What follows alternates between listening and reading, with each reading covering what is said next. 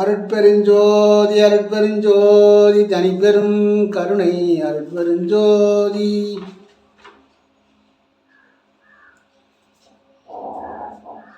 சிவ சிவ சிவ சிவ ஜோதி சிவ சிவ சிவ சிவ ஜோதி.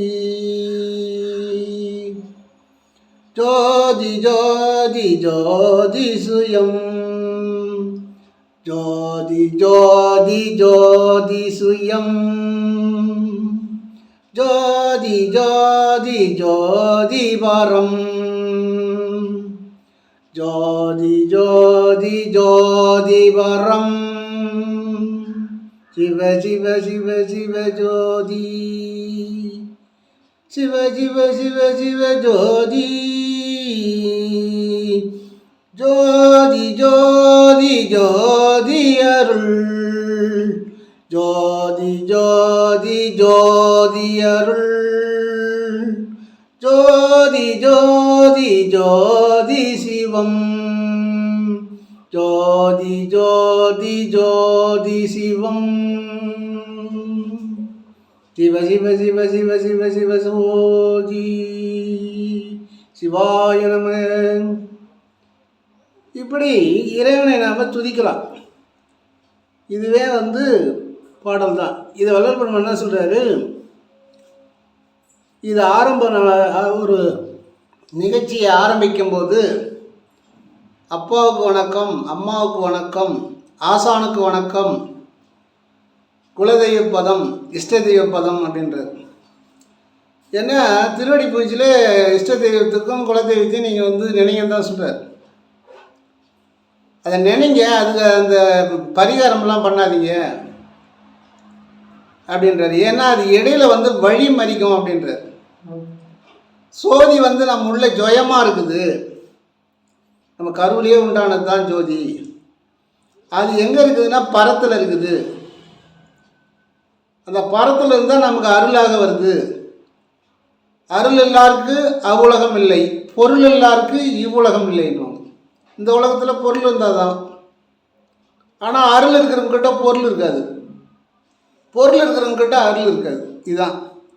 ஏன் வள்ளல் பெருமான்கிட்ட அருள் இருந்தது, பொருள் இல்லை. 2 ரூபா 1 ரூபாய் 50 பைசாவுக்கு கடன் வாங்குவார், இருக்கும் ரத்னமொழியர்கிட்ட, திரும்ப கொடுப்பார். அப்போ இது அருள்.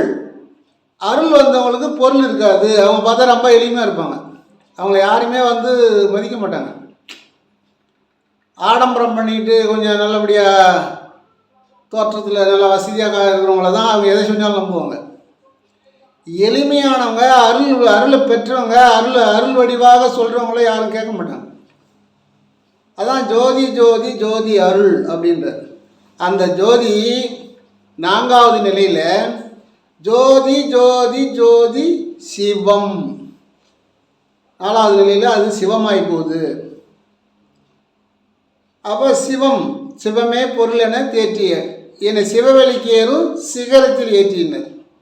60 வந்துடுறோம். 4வது முதல் ஜொயத்தை சுயமாக இருக்குது இந்த உடம்புல, அது பரத்துலேருந்து வந்தது, அருளாக இருக்குது, அது பிறகு சிவமாக மாறும். அப்போ வடலூரில் 1872 அவருக்கு மனசுக்குள்ள ஒரு குறிக்கோள் தெரிஞ்சு போச்சு. இன்னும் ஒரு 2 ஆண்டுக்குள்ளே நம்ம மறையக்கூடிய வாய்ப்பு இருக்குது. இறைவன் நமக்கு எல்லா ஆர்டரும் கொடுத்துட்டாரு. இதுக்குள்ளே தர்மசாலையை சத்திய ஞான சபையை கட்டி அது திறப்புழா செஞ்சிடணும் அப்படின்னு அவர் மனசில் வச்சுட்டார். சிலர் பக்தி மனங்கள்லாம் எப்போ இறப்புன்றதுலாம் சொல்லுவாங்க. வள்ளல் பெருமாளுக்கு முக்காலம் தெரியும். நம்ம எப்போ மறைய போகிறோன்றது அவருக்கு முன்கூட்டி தெரிஞ்சு போச்சு. அது எப்போ தெரிஞ்சு போச்சு அவருக்கு. நாமெல்லாம் இறக்குற காலம் தெரிஞ்சு போச்சோம்னா உடனே இறந்துடுவோம்.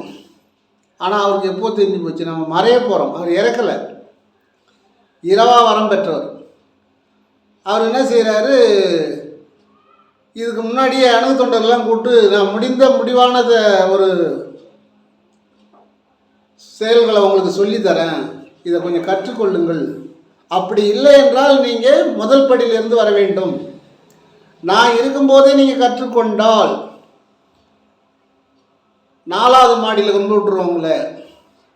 ஆனால் நீங்களாக அதை கற்றுக்கொள்ள வேண்டும் என்றால் ஒவ்வொரு மாடியாக ஏறி வர வேண்டும். அதில் எத்தனை பேர் வழிக்கு விடுவார்கள் என்று சொல்ல முடியாது. ஏன்னா 1872 வந்து சில காலம் எங்கே இருப்பாருன்னு தெரியாதான். ஒரு 3 மாதம் கூட எங்கே வெளியில் போயிடுவாராம்.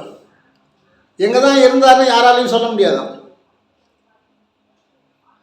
சென்னைக்கு போகிறேன்னு சொல்லுவாராம். சென்னையில் இருக்கும் ரத்னமொழியாருக்கு கடிதம் எழுதி கேட்டாக்கா சாமி வந்தாங்க போயிட்டாங்கன்னு சொல்லுவாராம். அதன் பிறகு அவர் எங்கே இருந்தார் என்றது அது ஒரு ரகசியமாகவே இருக்குது. அவரும் காடு மலைகளில் போய் தனிமையில் இருந்திருக்காரு. 1871 12 நாள் 15 நாள் ஒரு மாதம் மறைவாக தான் இருந்திருக்கிறார். சில காலம் வடலூரில் இருப்பார். பிறகு வந்து வெளியில் புறப்பட்டுருவார். அவர் எங்கே இருப்பார்னு சொல்ல முடியாதான். சாப்பிட்றதும் தெரியாதான். என்றைக்கே ஒரு நாளைக்கு தான் சாப்பிட்றது தெரியுமா. அப்புறமா அவர் என்ன சாப்பிட்றாரு எப்படி இருக்கிறாருன்னு கூட தெரியாது. அப்போ அவருக்கு இந்த சாப்பாடெல்லாம் நின்று போச்சு. அப்போ அவர் முடிவாயிடுச்சு, நம்ம வந்து எல்லா ஆர்டரும் நமக்கு வந்துடுச்சு, சீக்கிரமாக நம்ம சத்திய ஞான சபையை திறப்புழா செய்ய வேண்டும் அப்படின்னு நினைக்கிறார். அதற்குள்ளாக கூட இருந்தவர்கள், நம்மோடு இருந்தவர்கள், நமக்கு பிறகு ஐயா இந்த எதையுமே நமக்கு சொல்லிக் கொடுக்காம போயிட்டாரே அப்படின்னு நினைப்பார்களே என்று சொல்லி அவர் ரொம்ப கண்ணுங்கருத்துமாக கூப்பிட்டு சொல்கிறார். ஏன்னா கூட இருக்கிறவங்களுக்கும் இது சொல்லணும், நமக்கு பிறகு அவங்க 4 பேரை உற்பத்தி ஆகணும் அப்படின்னு. ஒரு நாள் என்ன செய்கிறாரு, தவத்தில் இருக்கிறார்.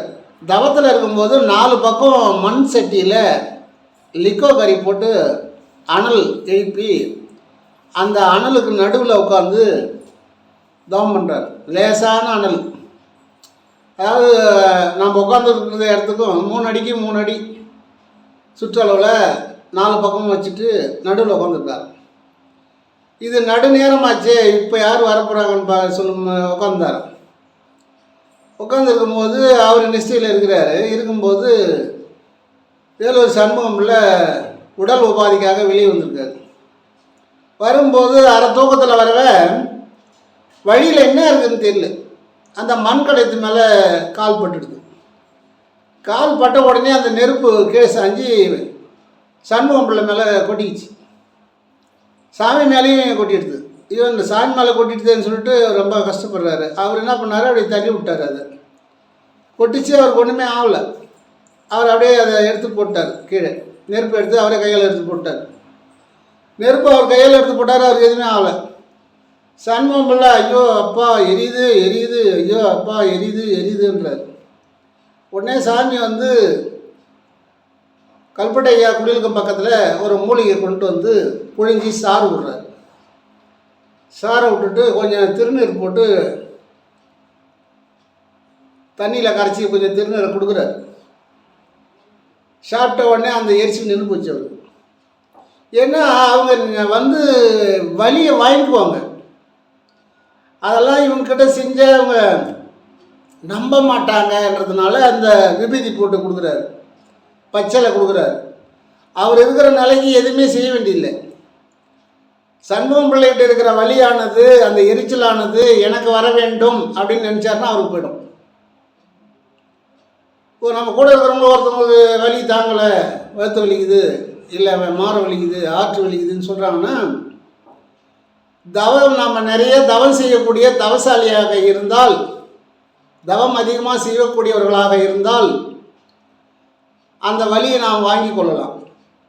அதான் ஒரு இடத்துல சொல்லுவார் அகவலில், உலகினில் உயிர்களுக்கு உறும் இடையூறெல்லாம் விலக நீ அடைந்து விளக்குக அப்படின்வார்.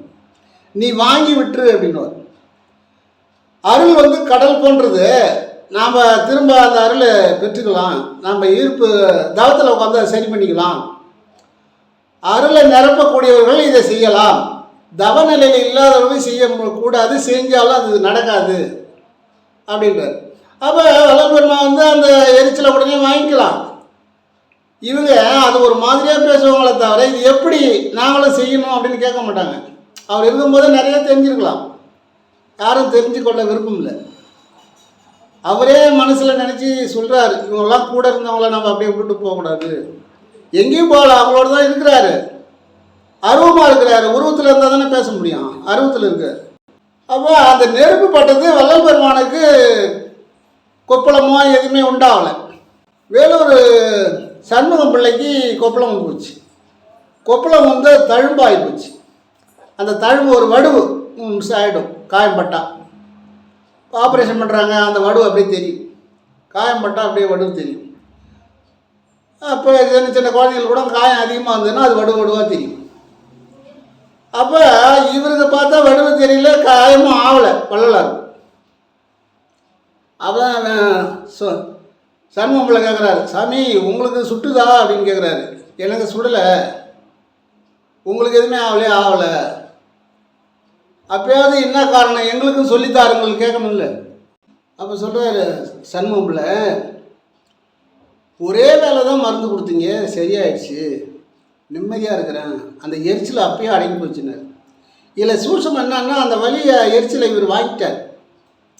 பச்சளை குணமாகிறதுக்கு கொஞ்சம் நேரம் ஆகும், 2 மணி நேரம் 3 மணி நேரம் 4 மணி நேரம் கூட ஆகும். ஆனால் அதை உடனடியாக பச்சளையை ஒரு உபாயமாக அதை காமிச்சு வலியை இவர் வாங்கிட்டார். அதுபோல் எப்பேற்பட்ட வலியாக இருந்தாலும் ஜுரமாக இருந்தாலும் அதை வாங்கலாம்.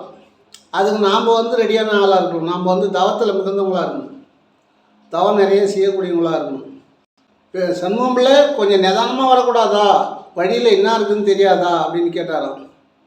இல்லை சாமி, நான் அரை தூக்கத்தில் வந்தேன், அப்போல்லாம் வந்து இந்த நல்லெண்ணெய் விளக்கு தானே, அதில் வெளிச்சத்தில் தெரியல. அவருக்கு சாமி உட்காந்துருக்க இடத்துல நல்லெண்ணெய் விளக்கு எரியுது, ஆனால் அந்த 4 மண்பானை சுற்றி இருக்கிறது தெரியல. அவருக்கு தெரியாமல் கால் பட்டு போச்சு அப்படின்னு சொன்னார். சரி பரவாயில்ல, இனிமேல் நீங்கள் ஜாக்கிரதையாக இருங்க, அவநம்பிக்கைப்பட்டு என்னை வந்து சோதனை செய்கிறது வர்றது பார்க்குறதுலாம் இருக்காது கூடாது, உனக்கு எத்தனையோ முறை நான் எச்சரிக்கை பண்ணியிருக்கிறேன் அப்படின்னு சொல்கிறார்.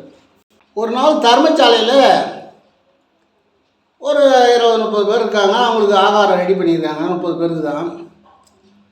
அப்படி ஆகாரம் ரெடி பண்ணி ஆகாரத்தை பரிமாறுற நேரத்தில் திடீர்னு 100 பேர் வந்துட்டாங்க. கல்பட்டை ஐயாவுக்கு ஒன்றுமே புரியல, என்ன இது 100 பேர் வந்துட்டாங்களே, 30 பேர் சாப்பாட்டை 100 பேருக்கு எப்படி போகிறது. நேராக வள்ளல் பெருமான்ட்ட வந்து, சாமி திடீர்னு 100 பேர் வந்துட்டாங்க, ஆகாரம் பற்றாது, என்ன செய்யலாம், இதுக்கு மேலே சமையல் பண்ணி அவங்களுக்கு கொடுக்குறதுக்கு நேரமாகும் அப்படின்னு கேட்டாராம். பீச் அப்படின்னாராம். சரி போ அப்படின்னாராம். என்ன இதுக்காக ஏன் பயப்படுற, போ அப்படின்ட்டாராம். போன உடனே இவர் என்ன பண்ணாராம், அவர் போயிட்டாராம். உடனே இவர் போனாராம், இலையை போடுங்க அப்படின்னாராம். இலையை போட்டாங்க. போட்ட உடனே இவரே பரிமாறினார். நான் 100-130 பேருக்கும் பரிமாறினார். அந்த அன்னத்தை வந்து இவர் கையிலே பரிமாறினார்.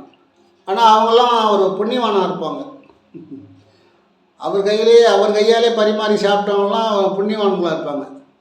அதுவும் சொல்ல முடியாது, அவங்க சித்தர்களாகவும் இருப்பாங்க. ஏன்னு கேட்டால் திடீர்னு 100 பேர் வர்றதுக்கு வழி இல்லை. சித்தர்கள் வந்திருப்பாங்கன்றது கூட இவருக்கு தெரியும், சித்தர்கள் கூட வந்திருக்கலான்றது இவருக்கு மட்டும் தெரியும். அதனால் அந்த 100 பேருக்கும் போட்டார், 130 பேருக்கும் போட்டு ஆகாரம் மீதியாக இருக்குது உணவு. அப்போ அங்கே கூட இருந்த அணுக தொண்டர்கள்லாம் பேசிக்கிறாங்களாம், என்ன சாமி போட அப்படியே இருக்குது, சாதமே குறையிலையே, என்ன காரணம் அப்படின்னு கேட்குறாங்களாம். அது அவருடைய கைவண்ணம் அப்படின்றாராம் கல்பட்டை ஐயா. அவருடைய கைவண்ணம் அது அப்படின்னு. அவர் கை அட்சய பாத்திரம் போல் அப்படின்னாராம். அதே பெருமானுடைய கை அட்சய பாத்திரம் மாரி அல்ல குறையாது. இதே நாம் போட்டிருந்தா 30 பேருக்கு தான் போட்டிருப்போம், அவர் 130 பேருக்கு போட்டு மீதி அன்னம் இருக்கிறது. இப்படி பல சித்து விளையாட்டுகளை அப்பப்போ விளையாடுறது உண்டு. அப்போ ஏன்னா அந்த ஆகாரம் நிறைய இடத்துல இந்த மாதிரி செஞ்சுருக்கிறாரு.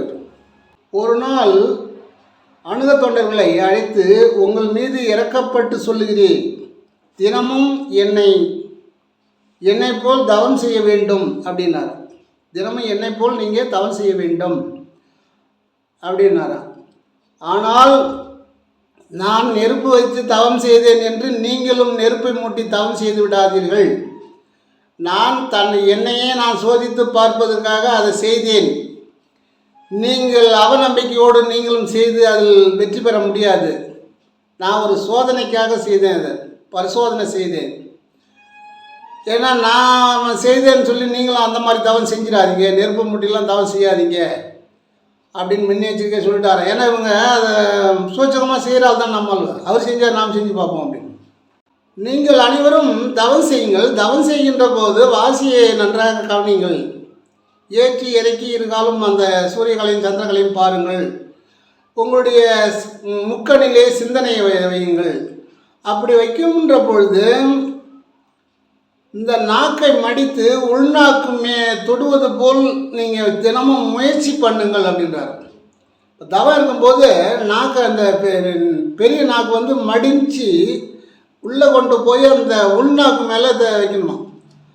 அப்படி நாக்கை மடித்து உள்நாக்கில் நீங்கள் தொட்டிங்க, உள்நாக்கை தொட்டிங்கன்னா உடனே மனோன்மணி வந்து உங்களுக்கு அங்கேருந்து ஸ்டார்ட் ஆகிடும். மனோன்மணி வந்து நம்ம ஆன்மாவோட ஒன்று சேர்ந்து போச்சுன்னா அங்கே குண்டலியும் இருக்கும். அப்போ 3 ராஜாக்களும் அங்கே இருப்பாங்க. அப்போ உன்னுடைய தேகம் நித்திய தேகமாக அழியா தேகமாக சாகா வரம் பெறலாம் அப்படின்னு சொன்னாராம். நாக்கம் மடித்து வடித்து கொஞ்சம் முயற்சி பண்ணுங்கள், கஷ்டமாக தான் இருக்கும். மூக்கால் அரும்பெடுத்து மூவிரண்டால் தான் தூக்கி நாக்கால் வளைப்பரப்பி 4 சதுர வீடு கட்டி. நாக்கால் வளைப்பரப்பி 4 சதுர வீடு கட்டி. மூக்கால் அரும்பெடுக்கிறதுன்னா காற்றை வந்து லேசாக கவனிக்குது, லேசாக இழுக்குது, லேசாக விடுறது. ஏன்னா அதிகமாக வேகமாக இழுத்திங்கன்னா உள்ளே இருக்கிற நுண்ணிய நரம்புலாம் வந்து மாறிடும், திசை மாறிடும், உடலுக்கு உபாதை உண்டாகும். அதான் மெல்லனை துதித்தல் வேண்டும்னார். அப்போ அது மூக்கால் அரும்பு. என்னடா மூக்கால் அரும்பு எடுக்கிற முன்னு பேசுவாங்க சில பேர். அது சொல்ல, என்னடா மூக்கால் முன்னுக்கிற, மூக்கால் அரும்பு எடுக்கிறியான்னு. அதான் மூக்கால் அரும்பெடுத்து மூவிரண்டா தான் தூக்கி நாக்கால் வளைபரப்பி 4 சதுர வீடு கட்டி அப்படின்றது. இந்த நாக்கை இப்படி மடித்து இப்படி உள்நாக்கில் வச்சு உள்நாக்கை தொடுற மாதிரி இதை முயற்சி பண்ணணும் டெய்லி. அது இரவு தூங்கும்போது ஒரு உப்பு கல்லி வச்சா போதும். எங்கள் இந்த பெரிய நாக்கு கீழே சின்னதாக உப்பு கல்லி ஒரு அரை மிளகளவு உறக்க டைமில் வச்சாக்க 4 நாள் வந்து அந்த நாக்கு கொஞ்சம் நீளும். பெரிய உப்புகளை வைக்கக்கூடாது, காயம் உண்டாயிடும். சின்னதாக வைக்கணும். அப்போ அந்த நாக்கை மடித்து நீங்கள் பழகும்போது கண்டிப்பாக நீங்கள் என்னைக்கு போய் இந்த உள்நாக்கை தொட ஆரம்பிக்குதோ இந்த நாக்கு, உடனே உங்களுக்கு சித்தி கிடைச்சிடும், அருள் கிடைச்சி போச்சு. பச்சைத்திரை கருப்பு திரையெல்லாம் மாறி விலகிடுச்சுன்னு அர்த்தம். கருந்தரையும் பச்சைத்திரை முதல் விலகும், அதுக்கு அடுத்து கருப்பு திரை விலகும். அனைத்து திரைகளும் உடனடியாக விலகிடும். அப்போ சொல்கிறாரு, இதை நீங்கள் செய்தீங்கனால இதுவே ஒரு நல்ல பயிற்சி. இது இறைநிலையை உடனடியாக பெறுவதற்கான வழியை சொல்கிறேன் அப்படின்னும் போது அவங்க யாருமே அதை ஏற்றுக்கல. எப்படின்னு கேட்டால் சொல்லும்போது, ஆமாம் சாமி செய்கிற சாமி, அதெல்லாம் விடமாட்ட சாமி அப்படின்றாங்க. அவர் எதற்கே யாரும் செய்து இப்படி இருக்கிறேன் நான் அந்த நிலையை அடைஞ்சேன்னு சொன்னது இவர் மட்டும்தான், கல்பட்டையா மட்டும்தான். அதனால தான் தர்மசாலையினுடைய சாவியை கல்பட்டையாட்ட கொடுத்தார்.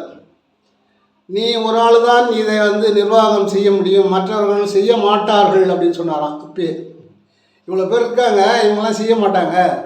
இதனால தான் இறைவன் நானே வந்து உன்னை அழைத்து வர எனக்கு உத்தரவிட்டார்.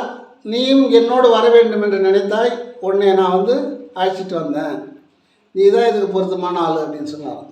சாவி அவர்கள் தான் கொடுக்குறார், ஞானசபை சாவியும் தர்மசாலை சாவியும். இந்த நாக்கை மடித்து நீங்கள் தவம் செய்யும்போது மனோன்மணி நன்றாக வேலை செய்யும். அப்பொழுது உங்களுக்கு ஒரு கரும்பு சாறு போல சுவையும் தெரியும். அந்த நாக்கில் கரும்பு சாறு மாதிரி கொஞ்சம் லேசான இனிப்பு உண்டாகும். அந்த இனிப்பு தான் நீங்கள் உள்நாக்க தொட்டு விட்டீர்களா என்பதற்கு அடையாளம் அப்படின்றார். ஏன்னா நம்ம தொடுறது அது தெரியாது. உன்னாக தொட்டுட்டோமோன்னு எப்போ நமக்கு தெரியும்? இதை தொட்டு விட்டீர்களா என்ற ஒரு அடையாளம் எப்போ உங்களுக்கு தெரியும்னு சொன்னால், கரும்பு சார் போல் இனிக்க ஆரம்பிக்கும். இது ரெண்டும் ஒன்றாச்சுன்னா, உள்நாக்கம் பெரிய நாக்கம் ஒன்றாயிடுச்சுன்னா கரும்பு சாறு மாதிரி இனிக்குமா. அதுவே இன்னும் கொஞ்ச நாள் ஆனால் இந்த கரும்பு வெள்ளை பாகு இருக்குது, வெள்ளை பாகு மாதிரி இனிக்குமா. அப்புறம் கொஞ்ச நாள் ஆனால் செந்தேன் மாதிரி இனிக்குமா. செந்தேன்னா இனிப்பில் அதிகமானது செந்தேன், செந்தேன் மாதிரி இனிக்குமா. அப்புறம் பலா சுவை மாதிரி சுவை உண்டாகுமா, இப்படி சொல்கிறார். அப்போ ஆரம்ப நிலை லேசான கரும்புச்சாறு போல் இனிக்கும். அது இனிக்கிற வரைக்கும் மட்டும் நீங்கள் முயற்சி செய்யக்கூடாது. இனித்தாலும் அது விடாமுயற்சி செய்து கொண்டே தான் இருக்க வேண்டும் அப்படின்னு சொல்கிறார். அந்த நேரத்தில் சுவாசத்தை கவனித்து சிவசிவா சிவசிவா சிவசிவா அப்படின்னு சொல்லுங்கள். மனசில் பாவனை பண்ணுங்க, சொல்ல வேண்டாம். நாக்கு பெரிய நாக்கு மடித்து உள்நாக்கு போய் தொடணும். நம்முடைய 2 கண்களும் முக்கண்ணுக்கு நோக்கி இப்படி இருக்கணும். முக்கண்ணையே நோக்கி அப்படி பார்க்கணும். 3 சூரிய சந்திர சூரிய 3 கலையும் ஒரு கலையாக மாறும். இந்த நாக்கு கண்டிப்பாக மடித்தபடியாக இருக்க வேண்டும் அப்படின்றார். அதான் சித்தர்கள் சொல்கிறாங்க, நான் அந்த நாக்கை மடித்தா 4 சதுர வீடம். அது இன்னும் கணக்கு அது நிறைய இருக்குது. சித்தர் கணக்கெல்லாம் நம்ம லேசாக தான் கண்டுபிடிக்க முடியும். அவங்க ஒரு அர்த்தத்தை 4 விதமாக செஞ்சுருப்பாங்க. அது நம்ம ஏதோ ஒரு விதம் நமக்கு கிடைச்சா போதும், 4 விதமும் நமக்கு கண்டுபிடிக்க முடியாது. இப்படி நீங்கள் செய்கின்ற காலங்களிலே நிலம் பிருத்திவி நா, நீர் அப்பு மா, நெருப்பு தேய்வு சி, காற்று வாயு வா, வானம் ஆகாயம் யா. அப்போ இந்த 5 பூதங்களும் நீங்கள் 5 பூதமும் உங்களுக்கு கட்டுப்படுத்தக்கூடிய மந்திரம் சிவாய சிவைய நம, சிவைய நமச்சிவய, நமச்சிவய சிவைய நமச்சிவய. இந்த நமச்சிவய எங்கே இருக்குது? பஞ்சபூதத்தில் இருக்குது. அப்போ நீங்கள் நமச்சிவயன்னு நீங்கள் மனசில் பாவனை செய்து கொண்டே இருந்தால் உங்கள் சிந்தனை மாறாது, பஞ்சபூதங்களும் கட்டுப்படும் அப்படின்றது. கயிறறுந்த பசு போல் இந்த 5 பூதங்களும் வெளியே சென்று திரியாமல் இதை கயிறு போட்டு கட்டி இழுப்பது போல இந்த நமச்சிவய அப்படின்ற மந்திரத்தை நீங்கள் மனசுக்குள்ளே பாவனை செய்தீர்களானால் இந்த 5 பூதங்களையும் கவர் போட்டு கட்டின மாதிரி உங்களுக்கு கட்டுப்படும். அந்த 5 பூதங்களும் கட்டுப்பட்டால் நிலம் திடப்பொருள், நீர் திரவம், நெருப்பு இது அலைவட்டம் அப்படின்றார். காற்று வாயு, அது வாயு தான், காற்று தான். வானம் ஆகாயம் அது. இப்போ இதை வாளாம்பிகை யோகம் அப்படின்றாங்க. வாளாம்பிகை யோகம் மின்காந்த துகள்களாலும் மின்காந்த அலைகளாலும் உருவானது தான் மகா பிரபஞ்சம். இந்த மகா பிரபஞ்சம் இதில் தான் உருவாச்சு அப்படின்றார். எப்படி சொல்றாரு? மின்காந்த துகள்னா தனித்தனியாக இருக்கும். துகள்களாலும் மின்காந்த அலைகளாலும் உருவானது தான் மகா பிரபஞ்சம் அப்படின்றார். கோடான கோடி பிரபஞ்சங்கள் ஆகாயத்தில் மிதந்து கொண்டிருக்கின்றது சொல்றார். கோடான கோடி பிரபஞ்சங்கள் ஆகாயத்தில் மிதந்து கொண்டிருக்கிறது அப்படின்றது. கற்பனைக்கு எட்டாத ஆகாய தத்துவங்கள் அது பரம். நம்ம கற்பனைக்கு எட்டாது. நான் பரத்தை எவ்வளோ பிரித்து பார்த்துட்டேன். அது இருக்க விரிந்து கொண்டே தான் இருக்கிறது. அகவல்ல ஒரு 20 இடத்துல சொல்லுவார். பரம்பரம் பரமே, மனம்பராபரமே, பரம்பராபரமே அப்படின்னு. சத்திய பதமே, தத்துவ பதமே, நித்திய பதமே அப்படி சொல்லுவார். ஒரு 20 பதம் சொல்லுவார். இது நீண்டு கொண்டே போகிறது அப்படின்னு சொல்றார். ஆனாலும் ஆகாயம் வெற்றிடம்ன்றார். அங்கே மின்காந்த தோள்கள் இருக்கிறது, மின்காந்த அலைகள் இருக்கிறது, கோடான கோடி பல கோடி கற்பனைக்கு எட்டாத நட்சத்திரங்கள் பிரபஞ்சங்கள் இருக்கிறது. கோடான கோடி பிரபஞ்சங்கள்லாம் அங்கே இருக்குது, ஆகாயத்தில் மிதந்து கொண்டு இருக்கிறது. அங்கே என்ன சொல்கிறாரு, அப்படி பார்த்தாலும் ஆகாயம் வெற்றிடம்தான், சுத்த வெளிதான் அது. அதான் சொல்றார், வெளிக்குள் வெளி கிடந்து சும்மா இருக்கும் சுகம். இதுக்கு மேலே அங்கே சுத்த வெளி இருக்கா. கோடான கோடி மகா பிரபஞ்சங்கள் இருக்குது, மகா அண்டங்கள் இருக்குது.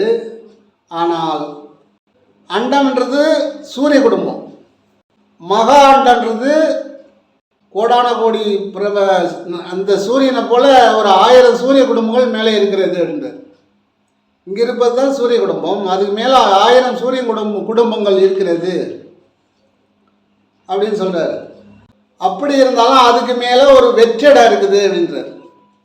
அவர் என்ன சொல்கிறாரு, பஞ்சபூதங்களும் அது நமச்சிவய அப்படின்ற மந்திரத்தில் தான் அடக்கமாக இருக்குது. நிலம் குரு அப்படின்றார். நிலம் என்னன்னு கேட்டால் குரு, கிரகமும் இதில் சார்ந்து இருக்குது அப்படின்றார். இப்போ நிலம்ன்றது ஒரு பஞ்சபூதம் சொல்கிறோம். என்ன சொல்கிறோம், நிலம் என்பது குரு, நீர் என்பது சுக்கிரன், நெருப்பு என்பது செவ்வாய், காற்று என்பது புதன், ஆகாயம் என்பது சனி. இப்போ இதில் பாருங்க, 5 கிரகங்களும் சம்பந்தப்பட்டிருக்கு. முக்கியமான கிரகங்கள் 5 5 பூதங்களோட 5 கிரகங்களும் இதில் அடக்கமாக இருக்குது, சம்பந்தப்பட்டிருக்குது. ஒவ்வொரு கிரகத்துக்கும் ஒரு பூதத்துக்கும் ஒரு கிரகம் இருக்குது. இவை அனைத்தும் உங்களுக்கு நன்மையே செய்யும். அதனுடைய மின்காந்த அலைகள் உங்கள் உடம்பிலே பாய்ந்து அது நன்மையே செய்யும். காணாத காட்சியெல்லாம் கண்டு கொள்ளலாம் அப்படின்றார். காணாத காட்சியெல்லாம் கண்டு கொள்ளும் தருணம் இது. இதை நீங்கள் கடைபிடித்தால் காணாத காட்சியெல்லாம் கண்டு கொள்ளலாமே அப்படின்றார். அது மட்டும் இல்லாமல் என்ன சொல்றாருன்னா, நிலம் நீரில் அடங்கும், நிலம் நீரில் அடங்கும். பாருங்க எப்படி வர்றாரு பாருங்க. நிலம் நீருக்கு அடக்கம், நீரில் அடங்கும். நீர் நெருப்புக்கு அடக்கம், நீர் நெருப்புக்கு அடக்கம், நெருப்பு காற்றுக்கு அடக்கம்.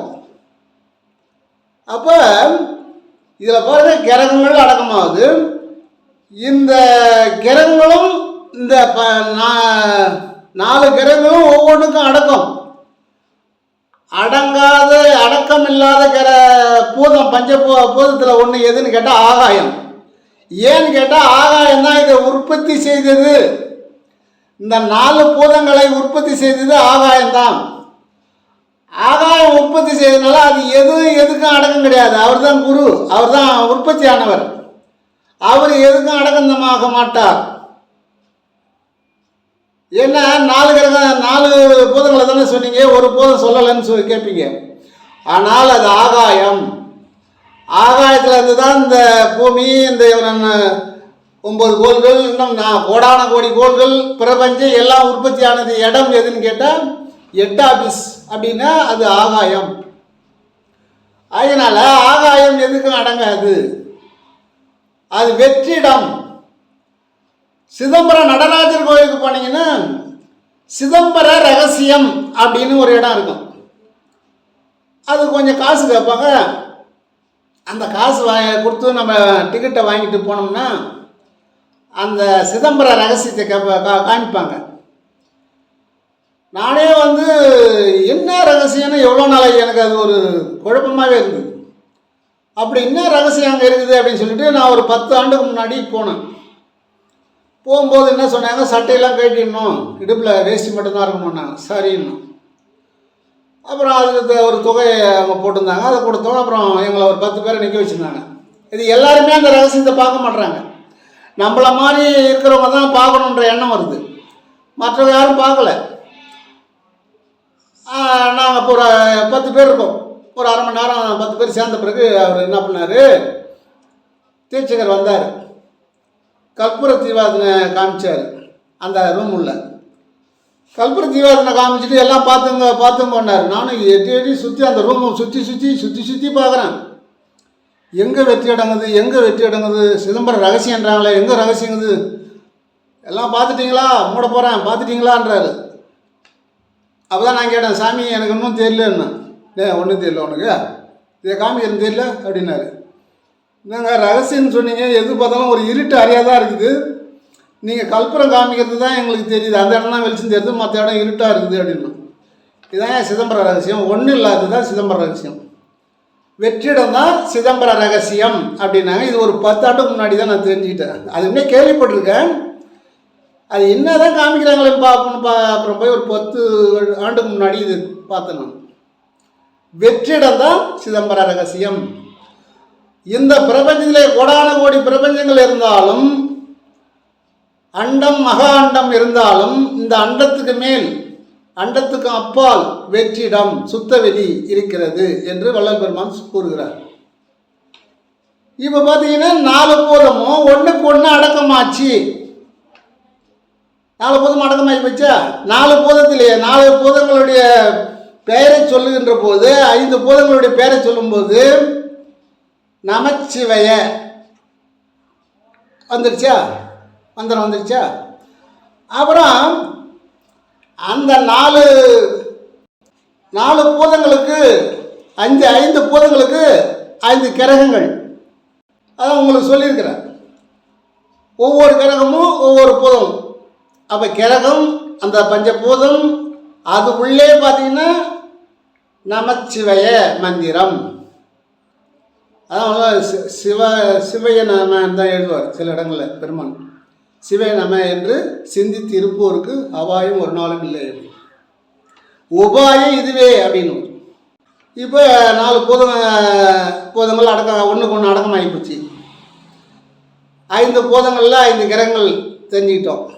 அப்போ நம்ம கிரகங்களை எங்கேயும் போய் நம்ம தேட வேண்டியதில்லைல்ல, அந்த கிரகம் நம்ம இருக்கிற இடத்துல வந்து நன்மை செய்யும். அதான் ஆடாதீர் அசையாதீர் வேறு ஒன்றை நாடாதீர்னுவாங்க. அங்கே போகணும் எங்கேயும் ஓடாதீங்கப்பா, ஆடாதீங்கப்பா, அசையாதீங்கப்பா, உன் உள்ளே கிரகமும் இருக்குது பஞ்சபூதமும் இருக்குது அப்படின்னு சொல்லுவார். இது எப்போ கிடைக்கும்? நாக்கால் வளப்பிறப்பி 4 சதுர வீடு கட்டினால் அப்போ தான் கிடைக்கும். இதை பாருங்கள், 3 இது சொல்கிறார்.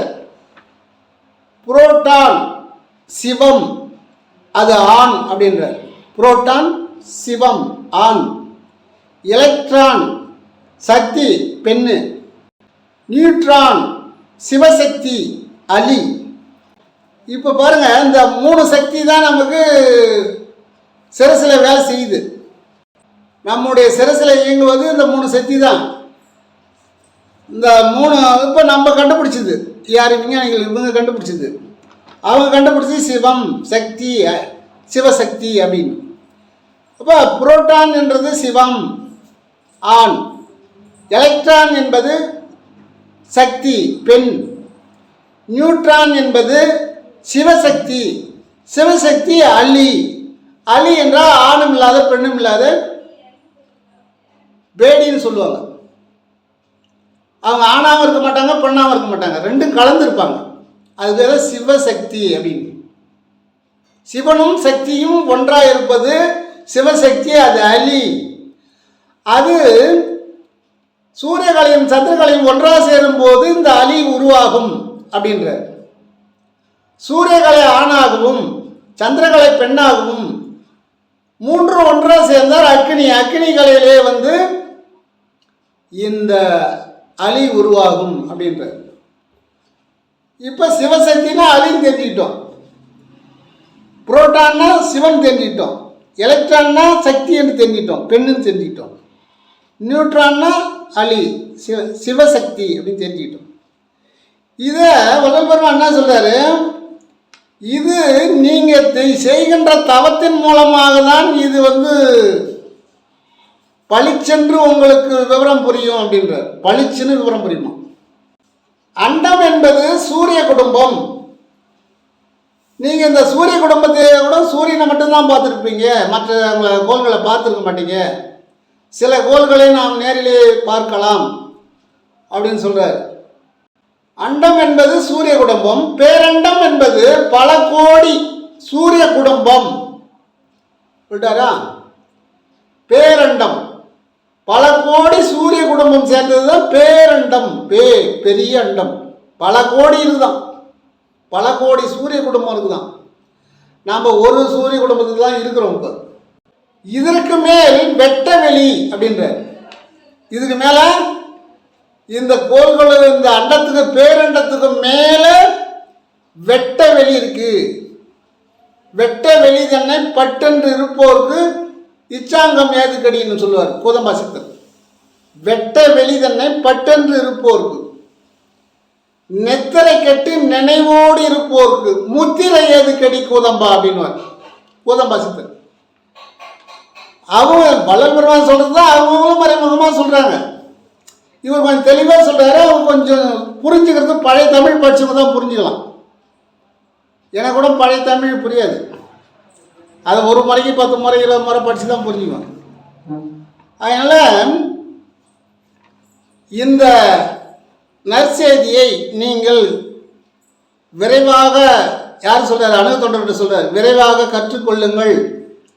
இன்னும் சில காலங்களிலே நான் எங்கிருப்பேன் என்று சொல்ல முடியாதுன்னு சூட்சகமாக சொல்கிறார். ஆனால் அப்போ இருந்தவங்க அதை புரிஞ்சிக்கல. ஏன்னா விளக்கு ஏற்றி வச்சுட்டு நெருப்பு இல்லைன்னு அடுப்பாத்த வைக்காத படுத்துன காலம் அது. விளக்கு எரியுது, அதில் ஒரு செத்தையை காமிச்சா எரியும், ஒரு சோலை காமிச்சோம்னா எரியும். அதை அடுப்பில் வச்சு எரிய வைக்கலாம். அந்த அளவுக்கு நுண்ணறிவு இல்லாத காலம். அதனால் அவர் சொல்கிறத யாரும் ஏற்றுக்கொள்ளவில்லை. வேலாயுத முதலியார் தான் முதல் மாணவனாக இருக்கிறார். அதே வேலாயுத முதலியார் வள்ளல் பெருமான் மறைந்த பிறகு சென்னை பச்சையப்பன் கல்லூரியிலே ஆசிரியராக பணிபுரிகிறார். கூடவே இருந்தவர் முதல் மாணவர், உபய கலாநிதி என்ற பட்டம் பெற்றவர்.